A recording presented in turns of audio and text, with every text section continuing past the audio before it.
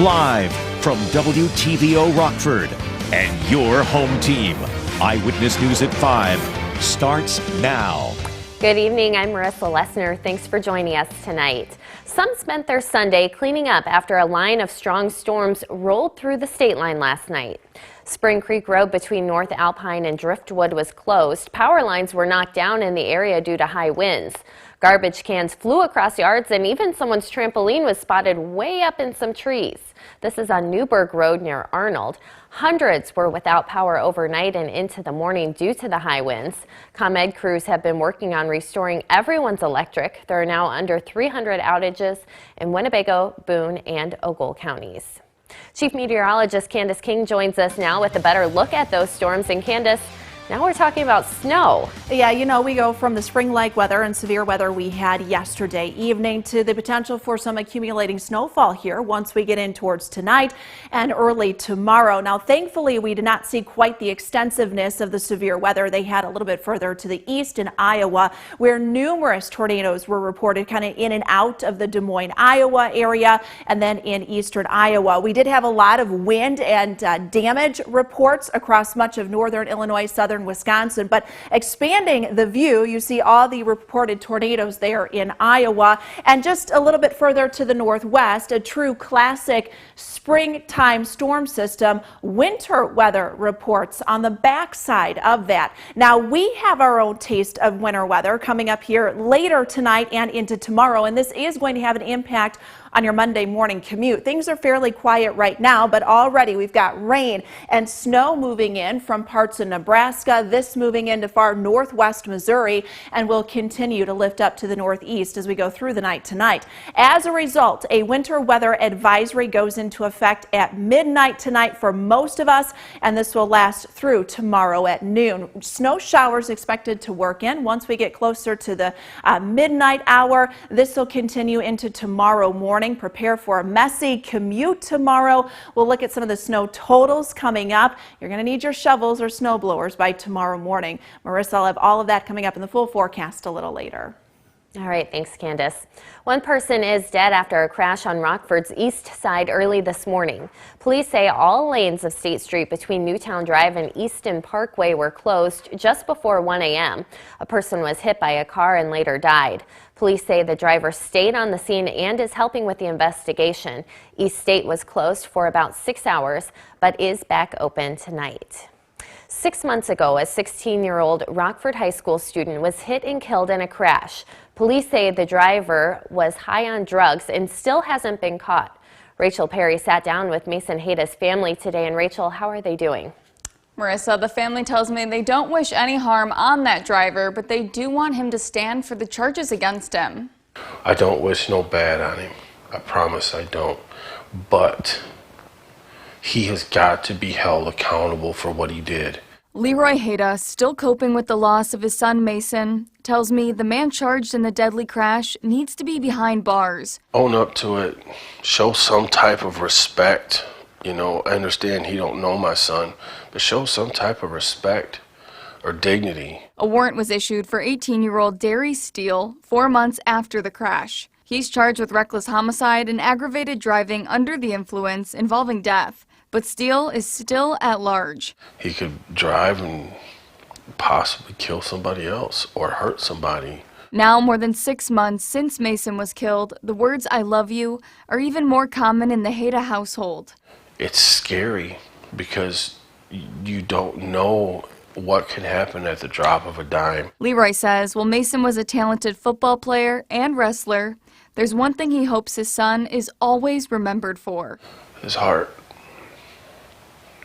He loved everybody. And now he warns of the impact driving under the influence can have on a family. It's not worth taking that chance. If you get in an accident and you hurt somebody, you definitely can't take that back. But if you get in an accident and you kill somebody, you're done. People just gotta think.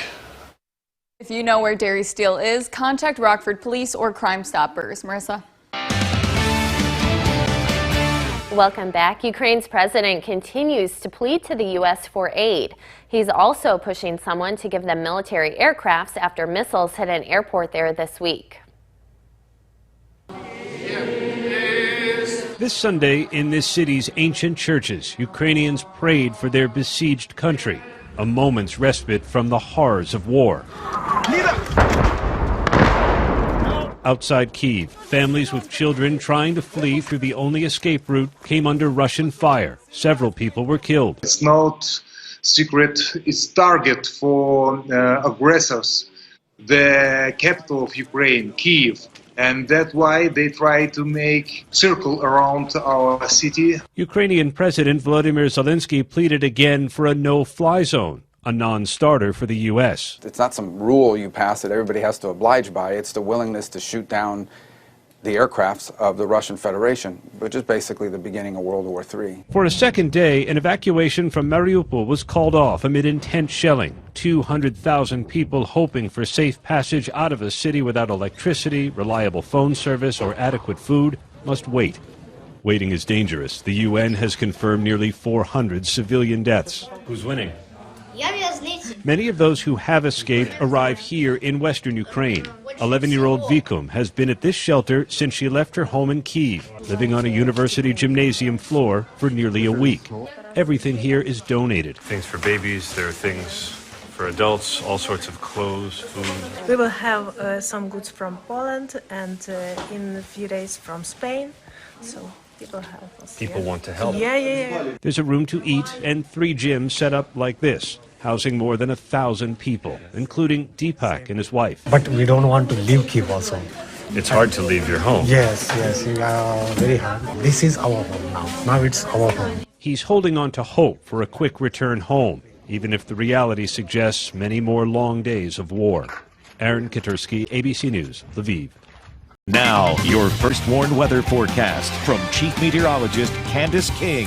Well, things are much more quiet for us this afternoon. A live look with the Marcel Skytrack camera out in Rochelle, looking off to the northwest. I say quiet weather-wise, but we had quite a bit of wind out there following that cold front that came through late yesterday evening. At times after midnight, there were winds gusting 50 to even 60 miles per hour. So some very strong winds. Those kind of subsiding a little bit here for this evening, but we've added back in that cloud cover and definitely that chill. 38 degrees in Rockford, 36 in Freeport, 37 right now in Rochelle. Temperatures are a good 20 to 25 degrees colder than they were this time yesterday when we were in the 60s for most of us. All of that because the cold front came through late yesterday evening. Very strong cold front. You can kind of tell where that has settled a little bit further to the south. That's important because it does become the focal point for our next storm system, which comes in for tonight. And this one is going to bring us accumulating snowfall, one that you are likely going to need the shovel and the snowblower for before you get out the door tomorrow morning. So let's quickly time this out as our temperatures hover close to freezing, if not a little above.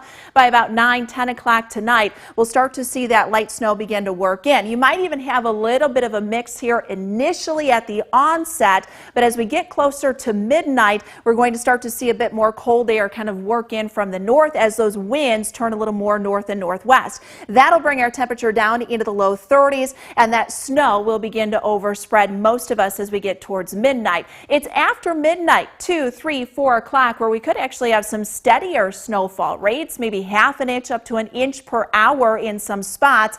That rate will start to taper down a little bit by sunrise tomorrow, and we'll start to break some of that up. It becomes a little bit more scattered once we get to about 8, 9 o'clock tomorrow morning. But with that snow coming down through sunrise and through that morning commute, anticipate a slow go. You're going to need to give yourself extra time tomorrow morning to navigate the roads because the roads will likely be slush and snow covered, and also too that snow is going to have a little bit more weight to it because that temperature will be right around 30 degrees. So more of a slushy kind of wetter snow until we start to see a little bit more cold air kind of work in on the back side of that.